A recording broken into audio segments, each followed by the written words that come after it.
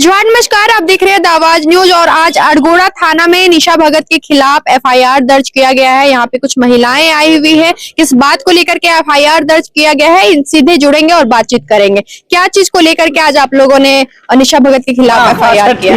देखिए, जिस तरह वो आए दिन जहर उगलने का काम कर रही है और सबसे बड़ी मुद्दा रही है कि यहाँ झारखंड में हम लोग वर्षों से हर एक जाति और धर्म के लोग एकजुट रहते आए हैं, मेल प्रेम से रहते आए हैं, भाईचारा से रहते आए हैं।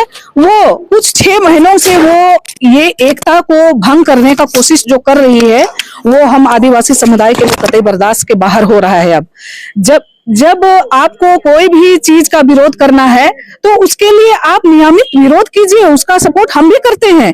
एक संवैधानिक तरीके से आपको विरोध करना है कोई भी मुद्दे पर, वो सभी का अधिकार है, हम भी उसका सपोर्ट करते हैं। लेकिन वो अपने संवैधानिक मुद्दे को भुलाकर जिस तरह से वो मुख्यमंत्री यहाँ के जिसको गाली गलौज करने का काम कर रही है, इरफान अंसारी जो मंत्री हैं उसको गाली गलौज करने का काम कर रही है, राहुल गांधी को उसने गाली गलौज करने का काम कर रही है। और गाली गलौज का कोई सीमा नहीं है उसका।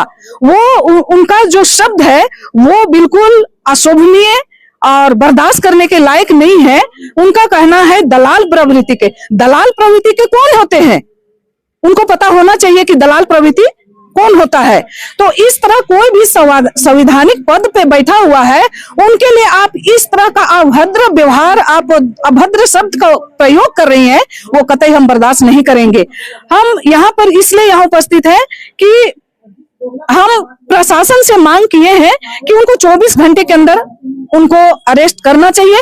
अगर वो अरेस्ट नहीं करते हैं तो हम सभी महिलाएं उनको, जिस तरह वो बोली है मुख्यमंत्री के बारे में कि उनको घर घुस के घसीट के निकाल के मारने का काम करेंगे बोली है, अगर प्रशासन उसको एक्शन नहीं लेती है तो हम भी 24 घंटे के अंदर, अगर प्रशासन उसको कार्रवाई नहीं करती है तो 24 घंटे बीतने के बाद हम भी सभी महिलाएं उनको जाके जूता चप्पल पहना के उसको भी रोड में लाके उसको भी रोड में जूता चप्पल पहनाने का काम करेंगे। वो क्या सोचती है, आदिवासी महिलाएं सम्मान पूर्वक रहना जानती है तो उसका विरोध भी करना जानती है। इतना दिन हम लोग बर्दाश्त करके रहे कि चलो हमारी आदिवासी बहन है, हक और मुद्दे के लिए बात कर रही है, इसलिए हम लोग आज तक चुपचाप थे। लेकिन वो अपनी सीमा सब क्रॉस कर चुकी है और हर एक दिन वो जहर उगलने का काम कर रही है। वो कहीं ना कहीं भारतीय जनता पार्टी की वो एक गुलाम बन चुकी है। और एक बोलते हैं ना कि हम लोग आदिवासी में धांगर बनाए हैं, तो उसको धांगर बन चुकी है वो भारतीय जनता पार्टी का, उसी के इशारे पर नाच रही है। और आए दिन वो हर एक मंत्री को, हर एक नेता को जिस तरह वो दलाल और दोगला और रंगवा सियार बोलने का जो बोल के जो गाली कर रही है, वो कतई हम बर्दाश्त नहीं करेंगे। क्योंकि देखिए, आपका एक लिमिट होता है किसी भी चीज को विरोध करने के लिए। आपका शब्द ऐसा होना चाहिए कि विरोध कीजिए, आपको विरोध करने से कोई आपत्ति नहीं है हमें, लेकिन आप अपने दायरे में विरोध कीजिए। किसी को गाली गलौज कीजिएगा तो आपको भी वही उसका जवाब मिलेगा गाली गलौज से। इसका मतलब ये नहीं कि हम चुप रहेंगे। आपका गाली का जवाब हम लोग को गाली से देना आता है, लेकिन हम लोग वो चीज हम लोग नहीं करना चाहते, क्योंकि वो भी हमारी एक आदिवासी बहन है।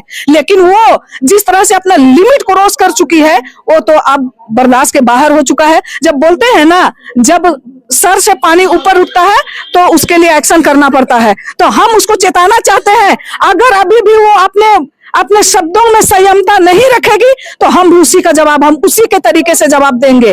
और हम ये महिलाएं अभी एकजुट हो चुकी हैं। अगर वो किसी तरह का हमारे माननीय लोगों को गाली गलौज करने का काम करेगी तो उसको चप्पल जूते से उसका जवाब देने का काम करेंगे हम लोग। इससे पहले भी कई बार कार्रवाई की मांग की गई है, एफआईआर भी किए गए निशा भगत जी के ऊपर, लेकिन क्या अभी तक तो वैसा कुछ हुआ नहीं। क्या लगता है आप लोगों के इस मतलब एप्लीकेशन के बाद कुछ हो पाएगा? देखिए, इतना दिन हमारे मुख्यमंत्री भी इतना यहाँ के हमारे अपने हैं, इसलिए कहीं ना कहीं देखिए उनके लिए एक अच्छा संदेश है, या यहाँ की प्रशासन को बोलेंगे कि वो अपना सोच के कभी उसके ऊपर कोई एक्शन नहीं हुआ। इतना दिन जो भी वो करते रही, जिस तरह वो अभी भी कर रही है उथल पुथल, सबको बर्दाश्त करके हमारा मुख्यमंत्री है। अगर इसी जगह अगर अभी भारतीय जनता पार्टी की अगर यहाँ पर राज्य के मुख्यमंत्री होते, आज तक वो जेल में सड़ चुकी होती। ये लिख के देते हैं हम। आज शुक्र मानना चाहिए उसका कि आज हमारा अपना मुख्यमंत्री है, जो कि तुमको इतना गलती करने के बावजूद तुम खुलेआम घूम रही हो, इसको याद रखना चाहिए। लेकिन अब ज्यादा हो गया है, कोई बर्दाश्त करने का लिमिट सीमा होता है, वो सीमा वो पार कर चुकी है। अब हम लोग कतई बर्दाश्त नहीं करेंगे। अगर प्रशासन आज के बाद अगर कार्रवाई नहीं करती है तो हम लोग सड़कों पे उतरेंगे। अपना परिचय दे दीजिए। मेरा नाम कुमुदनी प्रभावती, अल्पसंख्यक विभाग, प्रदेश महासचिव, कांग्रेस। हमारे साथ सुषमा बड़ाइक जी हैं। क्या बोलिएगा, आज आप लोग यहाँ एफआईआर दर्ज करने के लिए आए थे निशा भगत जी के खिलाफ? देखिए, आए दिन निशा भगत अमर्यादित भाषा का प्रयोग कर रही है, समाज में गंदगी फैलाने का कोशिश कर रही है। जैसे हमारे माननीय मुख्यमंत्री महोदय है, यदि आप प्रोटेस्ट करती हैं तो प्रोटेस्ट करने का एक लिमिटेशन होता है। वो गाली गलौज करके समाज में पूरा लिमिट क्रॉस कर रही है। कभी भी माननीय को इस तरह से अपमानजनक शब्द से संबोधित नहीं करना चाहिए। अगर वो ऐसा करती है तो हमारे संविधान की हत्या करने की बराबर है। क्या लगता है आप लोगों के इस मांग को लेकर के आप लोग चाह रहे हैं 24 घंटे के अंदर उन पे कार्रवाई हो, तो होगी? बिल्कुल होगी, और अगर ऐसा नहीं होता है तो हम सब महिलाएं मिलकर के 24 घंटा के भीतर उसको भी घर से निकाल करके और उसे औकात दिखाने का काम करेंगे। अभी निशा भगत जिस तरीके से कुछ लगभग साल भर से जो मनगढ़ंत बात और जहर उगलने का जो काम कर रही है, ये बहुत राजनीति के तहत हो रहा है और बीजेपी आरएसएस का एक एजेंडा का वो एक रूप है। अभी छत्तीसगढ़ में आप देखिए, जब तक बीजेपी सरकार नहीं थी तब तक वहां पे डीलिस्टिंग, धर्मांतरण और इसी तरह की लड़ाई लड़ी गई। कारण उसके पीछे जमीन था, आदिवासियों का जमीन था, लूटना कैसे है। अंग्रेज चले गए लेकिन यहाँ पे फूट डालो, राजनीति करो का जो फार्मूला है ना वो छोड़ गए, तो बीजेपी ने इन्हें अपना लिया है। और उसी का अभी यहाँ पे झारखंड में देखिएगा एक समूह है जो लोग ना अक्सर आदिवासी, सरना, महतो, कुर्मी, महतो आदिवासी ये लड़ाने का काम नहीं करे। 2014 से लेके आज तक 2 साल पहले आप लोग नहीं देखे होंगे कि महतो ने कभी बोला है कि हमको एसटी दर्जा मिलना चाहिए।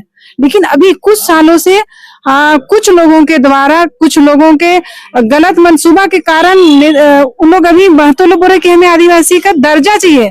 आदिवासी नहीं बनना चाहते लेकिन आदिवासी का जो आरक्षण का लाभ है वो मिलना चाहिए। तो कहीं ना कहीं आदिवासी महतो को लड़ा रहे हैं।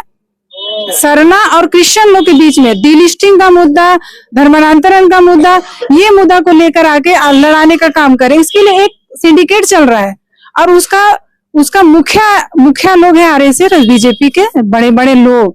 और इसको पर्दाफाश करना बहुत जरूरी है, नहीं तो ये छत्तीसगढ़ का स्थिति यहाँ भी बनने वाला है। ये पूरा माहौल बना रहे हैं कि किस तरह से यहाँ लड़ाएंगे, सब जातियों को लड़ाएंगे आपस में और यहाँ का जो जल, जंगल, जमीन है वो लूटेंगे। अब इसके लिए हेमंत सोरेन को बदनाम करना है। हेमंत सोरेन को बदनाम करेंगे तो आदिवासियों का वोट नहीं मिलेगा, तो टकली हो जाना है। टकली होकर लोगों को जब सबों को अपना अधिकार मिलता है ना मैडम, तो यहाँ पे जितने लोग हैं हमारे वीर बिरसा भगत है, सिंधु कानू है, फूलो झानो है, सब टकली हो जाते हैं और आंदोलन करके टकली होके देश को आजाद किए हुए रहते। लेकिन बीजेपी ने एक अच्छा खासा एक नमूना को पेश कर दिया, निशा भगत जाओ टकली हो जाओ। और हमारे कुछ सरना भाई लोग हैं कर रहे हैं हम लोग की हमारे अधिकार के लिए लड़ रही है। डीलिस्टिंग से क्या प्रभाव है, नहीं प्रभाव होगा, ये हमारे आदिवासी लोग बहुत भोले भाले नहीं समझ रहे। अपना परिचय दीजिए। मेरा नाम अर्पणा बाड़ा है, मैं समाज सेवी हूँ। निशा भगत के खिलाफ हम लोग उसके अमर्यादित भाषा, जो राज्य के मुख्यमंत्री माननीय हेमंत सोरेन के खिलाफ जो अमर्यादित भाषा का प्रयोग निशा भगत लगातार करते आ रही है, उसी को लेकर हम लोग अरगोड़ा थाना में निशा भगत के खिलाफ एफआईआर दर्ज करने आए और एफआईआर दर्ज भी हो चुका है। इस एफआईआर के माध्यम से प्रशासन से हम लोग मांग करते हैं कि 24 घंटे के भीतर निशा भगत की गिरफ्तारी हो, अन्यथा तमाम यहाँ पर जो हम लोग कांग्रेस, जेएमएम और आदिवासी सेना की महिलाएं यहाँ पर है, हम लोग उसको घर से निकाल के घसीटते हुए अपने हाथों सजा दिलाने का काम करेंगे।